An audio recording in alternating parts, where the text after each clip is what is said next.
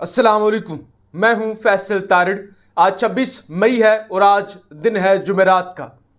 इस वीडियो के अंदर मैंने आपको बताना है कि किस तरह से आर्मी चीफ जनरल बाजवा साहब ने और चीफ जस्टिस उमर अता बंदयाल साहब ने ठोक के रख दिया है इंपोर्टेड सरकार को।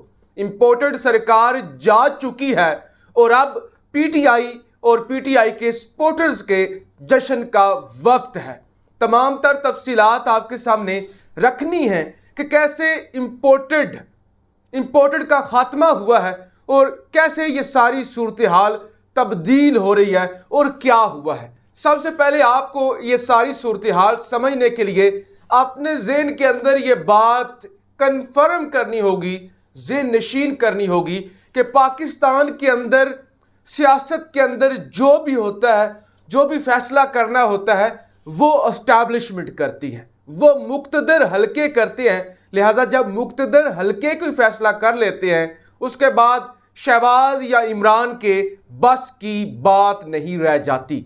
लिहाजा ये कन्फर्म इतलात है कि जब अटक का पुल खान साहब ने क्रॉस कर लिया था उस वक्त ही ये फैसला हो गया था कि खान साहब के तमाम तर मुतालबात मान लिए जाएंगे और मान भी लिए गए थे। हंगामी राब्ते शुरू हो गए, गारंटीज दी गई और ऐसी गारंटीज दी गई जिसको खान साहब किसी सूरत भी इनकार नहीं कर सकते थे। यानी खान साहब को यकीन हो चुका था कि ये लोग धोखा नहीं देंगे, अदरवाइज खान साहब को दूध पीते बच्चे नहीं हैं जो किसी की भी बातों में आ जाएंगे। अब अटक के अंदर जब सारे मुतालबात मान लिए गए तो उसके बाद खान साहब ने फिर राणा सनाउल्लाह को नीचा दिखाने के लिए और इस सरकार को औकात याद करवाने के लिए, क्योंकि राणा सनाउल्लाह ने कहा था कि मैं मर्द का बच्चा हूं, मैं अपने बाप की औलाद हूं, तो मैं इस लॉन्ग मार्च को डी चौक कभी भी नहीं पहुंचने दूंगा। लिहाजा मुतालबात अटक ही मान लिए गए थे। अब क्योंकि इस इंपोर्टेड सरकार को औकात याद दिलानी थी कि तुमने अपना सारा जोर लगाया, तुमने तारीख में सबसे ज्यादा शेलिंग की, कत्लो गारत की, लो हम आ गए हैं। उसके बाद खेल शुरू होता है जनरल बाजवा का और चीफ जस्टिस उमर अता बंदयाल साहब का, क्योंकि आज सुबह जब तौहीने अदालत का केस लगा और दरखास्त की गई कि आपने तो कहा था कि रेड जोन के अंदर नहीं आना, उसके बावजूद खान भी आ गया, खान के बंदे भी आ गए, तो चीफ जस्टिस उमर अता बंदयाल साहब ने बड़ी सादगी से यह कहा, हो सकता है खान साहब तक प्रॉपर इंफॉर्मेशन ना पहुंची हो सकता है खान साहब तक यह खबर ही ना पहुंची हो कि हमने कहा था कि रेड जोन नहीं आना। यानी कितनी आसानी से टाल दिया गया, कितनी आसानी से खान को इस केस में से निकाल दिया गया। वरना अगर वो तौहीने अदालत लगाने पे आते, मामलात ठीक ना होते तो किसी भी बात पे लगा सकते थे। फिर कहा गया जी अमलाक को नुकसान पहुंचाया गया, ग्रीन एरिया को जलाया गया, दरख्त गिराए गए। तो चीफ जस्टिस ने कहा कि जनाब जब आप आंसू गैस की शेलिंग करेंगे, जब आप लोगों पर इस तरह से अंधाधुंध फायरिंग करेंगे, लोग क्या करेंगे? लिहाजा लोगों का कसूर नहीं होता, चीफ जस्टिस ने कहा। लोग अपने लीडर के हुक्म के पाबंद होते हैं, वो तो अपने लीडरान के लिए आए होते हैं। लिहाजा ना वहां पे लीडरान मौजूद थे, कारकुन ही मौजूद थे, कारकुन पर शेलिंग हो रही थी, वो जख्मी हो रहे थे, वो तो अपने आप को बचाने के लिए आग लगा रहे थे। और क्या करते, आग भी ना लगाते तो। लिहाजा जब ये सब कुछ हो रहा था सड़कों पर सिर्फ लोग थे और लोगों को कभी भी कसूरवार नहीं ठहराया जा सकता, क्योंकि वो अपने लीडर की कॉल पे आते हैं। कसूर लीडर का होता है और लीडर मौजूद ही नहीं थे। लिहाजा सुप्रीम कोर्ट की जानब से क्लीन चिट दे दी गई और आगे रास्ता साफ कर दिया गया। सुप्रीम कोर्ट ने यह कहा कि नेक्स्ट टाइम अगर रास्ते बंद किए गए तो फिर हम पूछेंगे। तो लिहाजा यह भी साथ ही बता दिया गया कि अगर आपने मुतालबात से भागने की कोशिश की तो खान जो आपको अल्टीमेटम दे के जा चुका है ना, 6 दिन बाद फिर वो दोबारा आएगा और अब हम रास्ते बंद नहीं होने देंगे।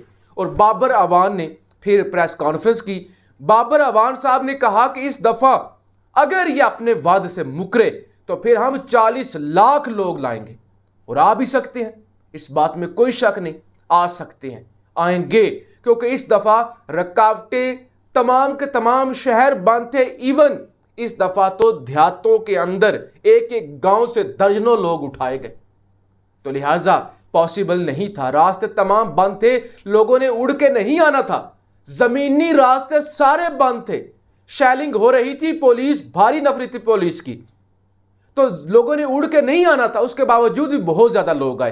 लिहाजा पहले नंबर पे उमर अता बंदयाल साहब ने क्लीन चिट दे दी और साइन दे दिया, सिग्नल दे दिया कि आपको ये बात तो माननी पड़ेगी। अब खेल शुरू होता है जनरल बाजवा साहब का। बलोचिस्तान की एक पार्टी है बाप पार्टी, बलोचिस्तान अवामी पार्टी, बाप पार्टी उसे उसका ये जो मुखफ़फ़ होता है वो बनता है। बाप पार्टी का पीडीएम के साथ एक मुआहदा था कि आप बलोचिस्तान के अंदर अब्दुल कद्दूस बंजंजो को हटाने के लिए अदमे एतमाद पेश करेंगे और आप हमारी मदद करेंगे। आज बंजंजो साहब के खिलाफ जो अदमे एतमाद पेश हुई थी वो होगी नाकाम। 13 वोट चाहिए थे कामयाब करवाने के लिए और 11 वोट पड़े, लिहाजा बाप पार्टी आ गई मैदान में। जाम कमाल साहब, उन्होंने कहा हमारे साथ पीडीएम ने कुछ प्रॉमिस किए थे कि हम आपकी करेंगे मदद, इसलिए हमने उनकी मदद की थी, लिहाजा अब हमारी मदद नहीं हुई तो लिहाजा हम अपने सपोर्ट वापस खींच लेते हैं। लिहाजा अब जो मुक्तदर हल्के खान से वादा कर बैठे हैं, जो यकीन दहानियां करवा दी गई हैं, फर्ज करें जरदारी माफिया और ये शहबाज शरीफ अकड़ जाती है कि नहीं जी हम तो नहीं मान रहे, हम तो किसी प्रेशर में नहीं आएंगे, तो फिर वो जब 4 सीटें इस वक्त हैं बाप पार्टी की इनके साथ, जब वो 4 सीटें हट जाएंगी, 173 टोटल सीटें हैं हजूर, 173 जो इस वक्त शहबाज के पास है, 172 हूं तो हुकूमत बनती है, 4 हट गई, कितने रह गए 169, तो हुकूमत तो कायम नहीं रही। लिहाजा अगर इन लोगों ने कुछ चालाकी होशियारी करने की कोशिश की तो फिर बाप पार्टी अपनी सपोर्ट खींच लेगी और ये जो सियासी कूड़ा क्रिकेट है ये अपनी मौत आप मर जाएगा। तो चारों तरफ से रास्ते बंद हैं, सुप्रीम कोर्ट ने भी रास्ता बंद कर दिया। यही वजह है कि रजा रबानी ने आज जो ज्वाइंट सेशन हुआ है उसके अंदर कहा पहले तो 3 ताकतें हुआ करती थी कि एक हुकूमत, एक अपोजिशन, एक एस्टैब्लिशमेंट, अब आपने चौथी जमात को भी सियासत के अंदर दखल करने का इख्तियार दे दिया है, जो सुप्रीम कोर्ट के फैसले आ रहे हैं। यानी अब सुप्रीम कोर्ट भी, अदालतें भी इस सारे मामले में स्टेक होल्डर हैं, ये रजा रबानी समझ रहे हैं। लेकिन मुख्तसर ये कि ये हुकूमत जा नहीं रही, ये हुकूमत जा चुकी है और ये हुकूमत तब ही चली गई थी जब खान ने अटक का पुल क्रॉस कर दिया था। अब इस हुकूमत के पास रहने के लिए कोई जवाज ही नहीं बचा हुआ। अच्छा छोड़ दें ये सारी बातें, एक साइड पे कर दें, आप अदालतों वाली बात साइड पे करें, एस्टैब्लिशमेंट वाली जनरल बाजवा वाली साइड पे करें, प्रेशर वाली 40 लाख लोग लाने वाली वो एक साइड पे कर दें। IMF ने ये कहा है कि हम आपको 90 करोड़ डॉलर तब देंगे जब आप सब्सिडी वापस लेंगे। लिहाजा शर्त उन्होंने रख दी, उन्होंने कहा पैसे देते हैं, 90 करोड़ डॉलर देते हैं, लेकिन शर्त क्या है, आपने वो सब्सिडी वापस लेनी है। लिहाजा सब्सिडी वापस ली जाए तो पेट्रोल की कीमत होती है 200 और 250 के करीब पहुंच जाता है डीजल। क्या ये हुकूमत ये अफोर्ड कर सकती है? नहीं कर सकती। हुकूमत चलाते हैं तो आज डॉलर फिर बढ़ गया, आज जनाब डॉलर 203 पे ट्रेड हो रहा है और ओपन मार्केट में 210 से क्रॉस कर चुका है। तो लिहाजा जब IMF से मदद नहीं आएगी और इसी तरह से अदम इस्तेकाम होगा, मैशत भी नहीं चलेगी। प्लान इनके पास था नहीं, IMF के पास गए, उन्होंने मुंह पे मारी।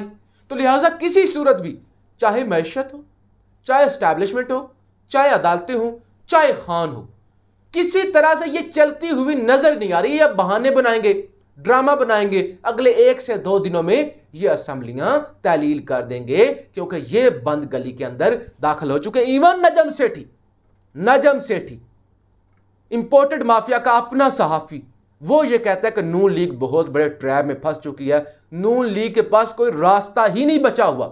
इस वक्त इलेक्शन के सिवा कोई रास्ता नहीं, नून लीग बुरी तरह फ्लॉप हो चुकी है। ये नजम सेठी साहब फरमा रहे हैं। तो लिहाजा इस वीडियो के अंदर तकरीबन हर तरह से मैंने आपको बता दिया कि ये हुकूमत जा चुकी है, अब जश्न का वक्त है, अब एक दूसरे को मुबारकबाद देने का वक्त है। अपनी राय का इजहार जरूर कीजिएगा। पाकिस्तान जिंदाबाद।